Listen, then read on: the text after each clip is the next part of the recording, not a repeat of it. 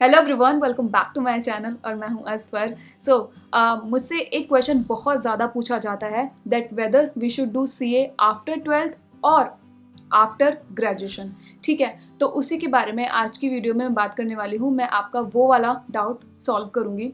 Now इसमें मैं एक बेस्ट अप्रोच भी बताऊँगी जो मेरे हिसाब से इज़ द बेस्ट अप्रोच जो कि आपको फॉलो करनी चाहिए। Again this is my point of view. आपको 12th के बाद करना है या ग्रेजुएशन के बाद करना है, that is your personal choice. But आज की वीडियो में मैं अपना पॉइंट ऑफ व्यू बताने वाली हूँ और एक बेस्ट अप्रोच भी बताने वाली हूँ जो आपको बहुत ज़्यादा हेल्प करेगी। तो ज़्यादा टाइम वेस्ट ना करते हो, चलिए हम अपनी वीडियो को स्टार्ट करते हैं।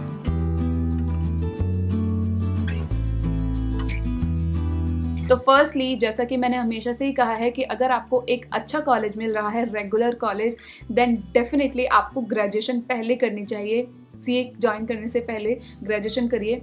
और सेकेंडली, जिन लोगों को अपने करियर के बारे में कन्फ्यूजन है कि उनको आगे चल के क्या करना चाहिए, देन उनको भी मैं यही बोलूँगी कि आप ग्रेजुएशन करिए। क्यों मैं ये बोलूँगी? क्योंकि काफ़ी बार ऐसा होता है कि हमें 12th करने के बाद अपना लाइन ऑफ इंटरेस्ट नहीं पता होता है। हमें नहीं पता होता है कि हम किस में अपना करियर बना सकते हैं या फिर किन चीज़ों में हमें इंटरेस्ट है। बहुत सारे लोगों का कॉलेज टाइम में अपना लाइन ऑफ इंटरेस्ट डेवलप हो जाता है एंड देन वो कॉलेज के बाद उस चीज़ में अपना करियर बना लेते हैं। ओके, तो अगर आपको कन्फ्यूज़न है ना, तो डेफिनेटली पहले ग्रेजुएशन करिए। मे बी आपका जो इंटरेस्ट है, आपका जो रियल इंटरेस्ट है ना, वो आपको उस टाइम पीरियड में पता चल जाए तो आप वो करियर के तरफ जा सकते हो। क्योंकि एक बहुत अच्छी चीज़ होती है कि अगर आपका करियर और आपका इंटरेस्ट दोनों मैच कर रहे हैं ना, तो मतलब आपकी लाइफ बहुत अच्छी हो जाएगी। बट अगर आपका करियर और आपका इंटरेस्ट दोनों अलग अलग है ना, तो डेफिनेटली आप कभी भी सेटिस्फाइड नहीं रहोगे। तो ये चीज़ होना बहुत ज़रूरी है कि जिस चीज़ में इंटरेस्ट हो ना, उसी चीज़ में करियर बनाओ।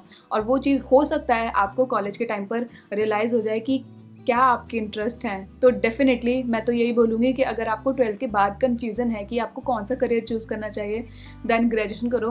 उसके साथ साथ सोचो कि आपको क्या करना चाहिए। आपको बहुत सारे करियर अपॉर्चुनिटीज़ के बारे में पता चल जाएगा। डेफिनेटली आपका कोई ना कोई इंटरेस्ट ज़रूर निकल के आ ही जाएगा जिसमें आप अपना करियर बना सकते हो। ठीक है, तो ये हो गई ग्रेजुएशन वालों की बात। ओके, अब मैं उन लोगों पर आती हूँ जिनको सीए 12th के बाद ही स्टार्ट कर देनी चाहिए।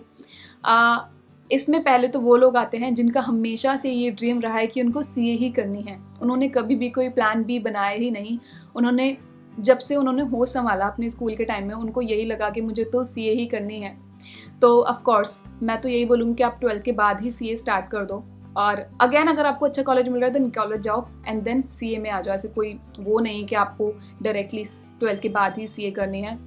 दूसरे वो लोग हैं जो ग्रेजुएशन करना चाहते हैं लेकिन ओपन से, कॉरेस्पॉन्डेंस से, स्कूल ऑफ ओपन लर्निंग से। तो वो लोग भी 12th के बाद सीए स्टार्ट करें, ज़रूर करें। क्योंकि आप अगर ओपन से ग्रेजुएशन करोगे तो आपके पास बहुत सारा टाइम होगा। तो वेस्ट मत करो, आप 12th के बाद ही डायरेक्टली सीए में आ जाओ। ओके, एंड मेरी भी यही अप्रोच रही थी क्योंकि मैंने 12th के बाद अपनी जो ग्रेजुएशन थी वो स्कूल ऑफ ओपन लर्निंग से करी थी एंड उसके साथ साथ मैंने सीए करी थी। एंड सच बताऊं, बहुत ही इजीली मैनेज हो जाती है क्योंकि सीए के सामने ग्रेजुएशन आपको बच्चा लगेगी।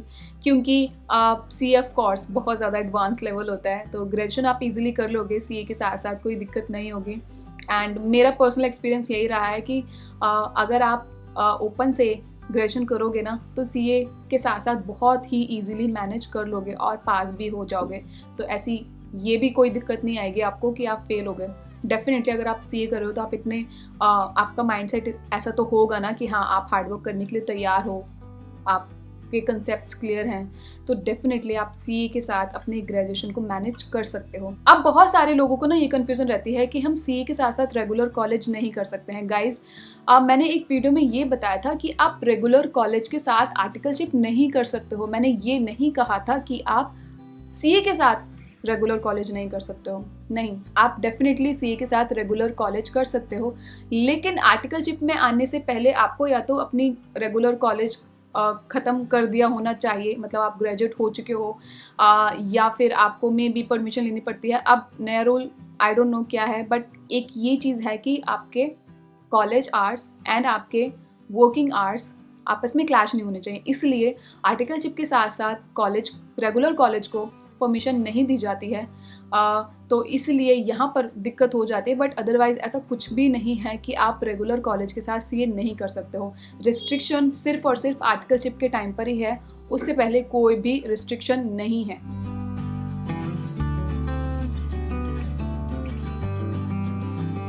अब मैं आपको बेस्ट अप्रोच बताने वाली हूँ, जो मेरे हिसाब से बेस्ट अप्रोच है सीए करने के लिए।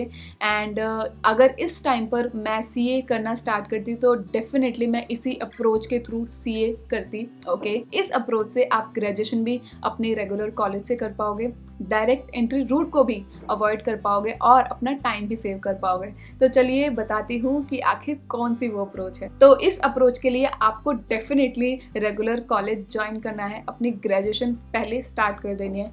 And first year of your graduation में आपको बिल्कुल भी सीए के बारे में नहीं सोचना है। चिल मारो, अपनी कॉलेज लाइफ एंजॉय करो, जो करना है करो। ओके, पहला साल आप बहुत ही मस्ती में निकालो अपना रेगुलर कॉलेज का। Then from the second year of your college और in the final year of your college आपको सीए फाउंडेशन के लिए रजिस्टर कराना है। एंड देन उसी टाइम पीरियड में आपको सीए फाउंडेशन के लिए प्रिपरेशन करनी है एंड एग्जाम भी देना है।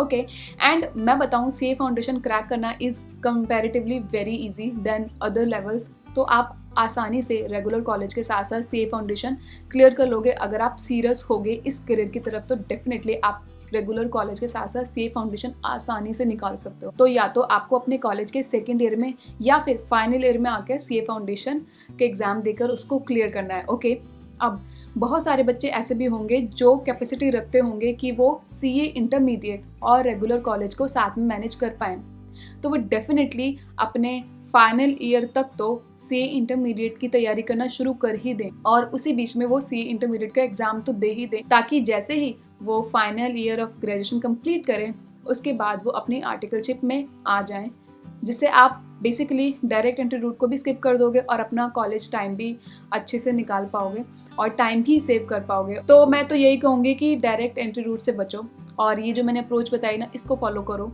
और क्योंकि प्रेफरेबली सीए फाउंडेशन रूट थोड़ा स्मूथ होता है डायरेक्ट एंट्री रूट से, तो लोग यही बोलते हैं कि आप डायरेक्ट एंट्री रूट को अवॉइड करो। बट अगर आपके पास कोई रास्ता ही नहीं है, आप ग्रेजुएशन भी कर चुके हो और आपको टाइम भी सेव करना है, तो ऑफ कोर्स आपको फिर डायरेक्ट एंट्री रूट से ही आना पड़ेगा। अगैन एक और चीज़ लोगों के दिमाग में रहती है कि अगर हमने ग्रेजुएशन कर ली ना तो हमारे पास सिर्फ और सिर्फ डायरेक्ट एंट्री रूट है। ऐसा बिल्कुल भी नहीं है। डायरेक्ट एंट्री रूट सिर्फ उन लोगों पर एप्लीकेबल होता है जो ग्रेजुएशन कर चुके हैं, बट इट डजेंट मीन कि आप सिर्फ डायरेक्ट एंट्री रूट के थ्रू ही आ सकते हो। आपके पास सीए फाउंडेशन रूट तो ऑलरेडी है ही। डायरेक्ट एंट्री रूट तो आपको एक एडेड एडवांटेज है, जो बोलने के लिए एडवांटेज है, बट काफ़ी बार जो उस रूट के थ्रू आते हैं उनको डिसएडवांटेज भी हो ही जाती है। तो जो लोग टाइम सेव करना चाहते हैं वो डायरेक्ट एंट्री रूट के थ्रू आते हैं, जो नहीं करना चाहते हैं वो सीए फाउंडेशन रूट के थ्रू आते हैं। दोनों ही रूट आपके लिए खुले हुए हैं। बट जो मैंने अप्रोच बताई आई थिंक ये आपके लिए बेस्ट रहने वाली है। अगर आप इस वक्त ग्रेजुएशन कर रहे हो और आप सीए के लिए भी सोच रहे हो, then definitely follow this approach. And I hope कि आप में से बहुत सारे लोगों की इससे हेल्प होगी, कन्फ्यूजन दूर होगी, क्योंकि मुझे आए दिन ऐसे क्वेश्चन आते रहते थे, हमें कितनों को क्या क्या बताऊँ। तो आई थिंक वीडियो के थ्रू बताना ज़्यादा बेटर रहेगा। तो मैंने वीडियो के थ्रू आप सभी को बता दिया है। आप सोचिए कि आपको कैसे सीए में आना है। 2 रास्ते हैं, CA foundation that is after 12th और direct entry route that is after your graduation। और मैंने बेस्ट अप्रोच भी बता दी है कि क्या बेस्ट अप्रोच रहेगी आप सभी के लिए।